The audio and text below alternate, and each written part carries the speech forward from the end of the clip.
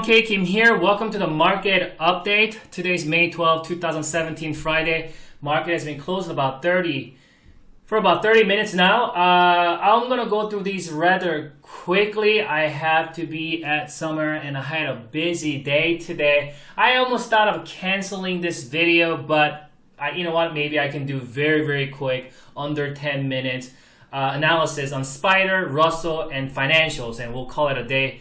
And hope you guys had a good week, good day, good week trading. Market continues to see a sideways volatility here. Obviously, most people was not able to participate in this move here. I mean, it even surprised me that we saw that kind of move in 2 days. We jumped from 234 to 238. Right? I don't think anybody was anticipating this kind of move, and this is the market we're dealing with. This market always knows how to fool the majority. So what happens? A lot of people who didn't participate in this move, what they're going to do, they're going to start getting into it here in that vicinity. And then those chasers, their emotions are starting to really get stirred up here as the market it doesn't find the traction. It goes up and down, it gaps down, gaps up. It's a nightmare for any swing traders when the stocks or the market isn't trending.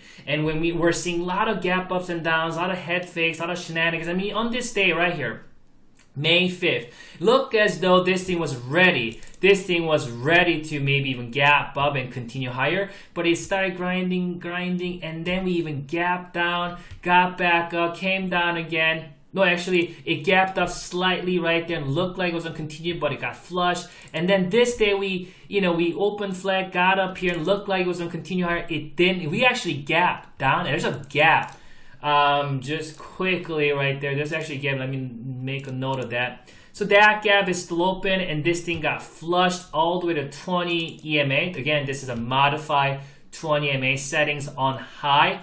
And we saw buyers coming in after that flush yesterday, all the way down to the 20 EMA, got back up here. We threw that Dragonfly Doji, and I think everybody was watching and seeing to see if there was any kind of follow-up or any kind of follow-through.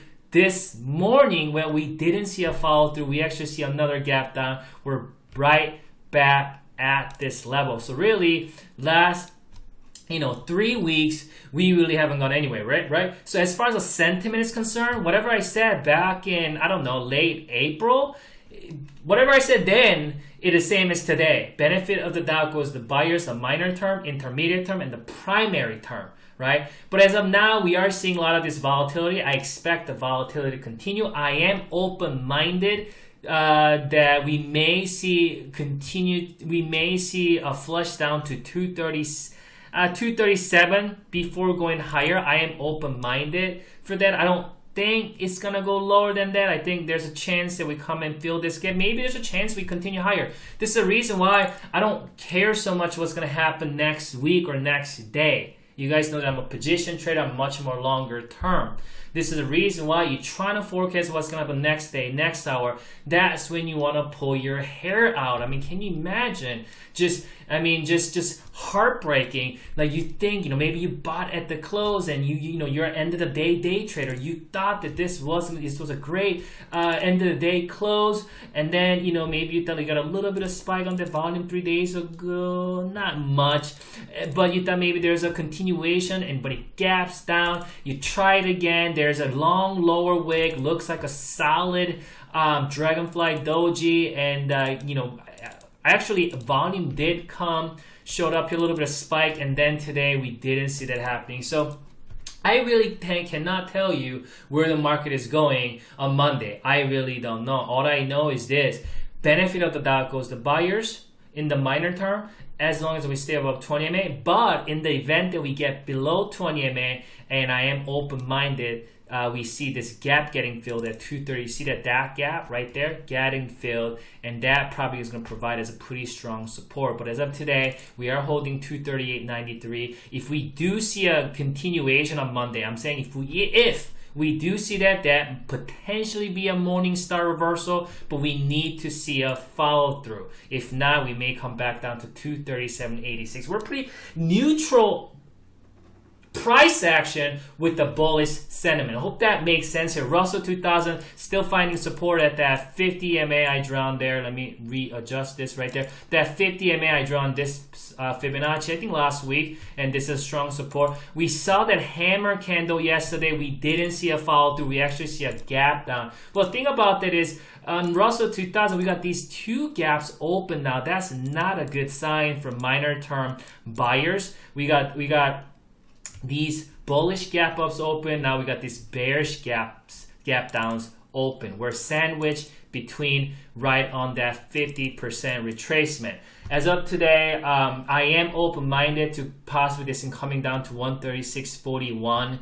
Maybe, retest that 50 MA, even possibly fill this gap. But I'm kind of thinking that we may not feel it. We may come down, kind of shake some people out, maybe right on that 50 MA, and then bounce back up. If we do see a gap higher on Monday, and then if this thing sees something similar, this could become a Morningstar Island reversal. So that's something to keep an eye on if we do see a gap. Or if we do see a gap or something like that, I will update my journal, because I'm still holding full positions on my Russell 2000 ETF calls here. So, and looking at more of a big picture here, we have already nullified this head and shoulder formation, and now with this fast parabolic move, it's not so shocking that it will come down to retest that 50%.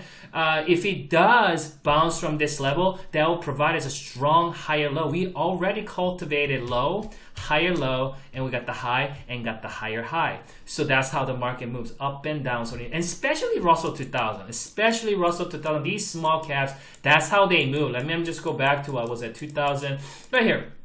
2013, 14 move, we're gonna get up, down, up, down. How many people thought this was head and shoulder formation? Left shoulder head, right shoulder, this thing is going down. No, it ain't. And go up, come down, go up, come down. So that's kind of a Russell 2000. It moves in that it moves in that fashion. It's gonna have a kind of strong move, and then it will kind of retest that 50%, go up, retest that 50%. So that's kind of the small caps tends to have a little bit more of a wilder swings like that. So it's a normal thing when you see the Russell 2000 had this kind of move in mid-April to end of April. So I'm hoping that not hoping, but I'm seeing this level as kind of a strong level, or at least important level to watch. But I think that reversal is almost complete, and I think there's a good chance that the Russell 2000 will continue higher. But I'm probably going to see a lot of volatility. So we'll see what happens next week. We'll go from there. Financial sector here, Spider. Financial sector. We talked about last week this potentially, I think that's what everybody's looking at, this head and shoulder formation. I'm looking at this potentially inverted head and shoulder formation to nullify that. You can see right there. We talked about this last week, but I'll reiterate. Left shoulder, head, right shoulder, the breakup, boom. We got another one going on there, left shoulder, head, right shoulder. We're just right on the neckline. This thing gets above $24. I do think the financial sector is going to run. If I throw, you know what, I don't want to throw it right now. I was going to throw a little Fibonacci, but I'll just tell you, this is about 50% of Fibonacci right there. So it retraced 50%. But, bulls are fighting pretty hard here. As you can see, a lot of lower wicks. That lower wick looked like it was going to be a hammer. Well, that didn't play out. We didn't see a follow through. We actually have another gap down. So you can see, but we did see a gap down. We continue to see these dip buyers coming in, right? So that's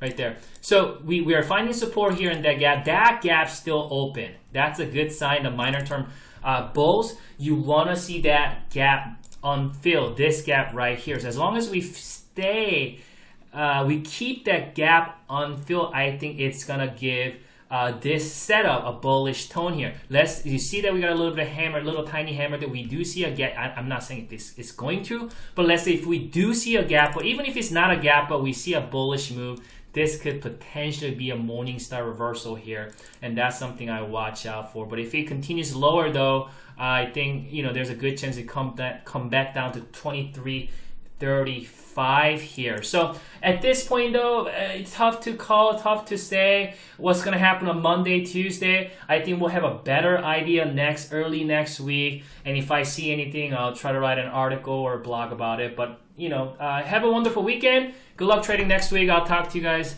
next Friday.